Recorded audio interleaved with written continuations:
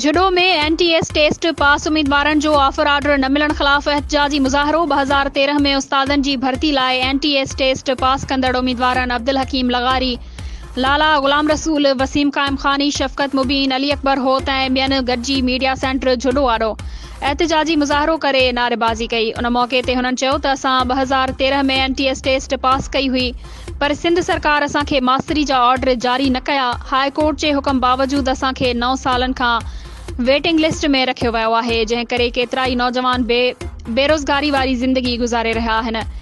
हिन वक़्तु IBA taste ॾींदड़ उम्मीदवारनि खे सिंध सरकार रिआयत ॾेई 40 मार्कुनि ते पास करे भर्ती करण जो फ़ैसिलो कयो आहे, जेको सिंध सरकार जी तालीम दुश्मन पॉलिसी आहे, जंहिंखे असां हरगिज़ क़बूल न कंदासीं। हुननि वज़ीर आला सिंध ऐं सूबाई वज़ीर तालीम खां मुतालबो कयो आहे त नोटिस वठी असांखे जल्द ऑफर ऑर्डर जारी कया वञनि। ॿी सूरत में वज़ीर आला हाउस आॾो सख़्तु एहतजाज कयो वेंदो।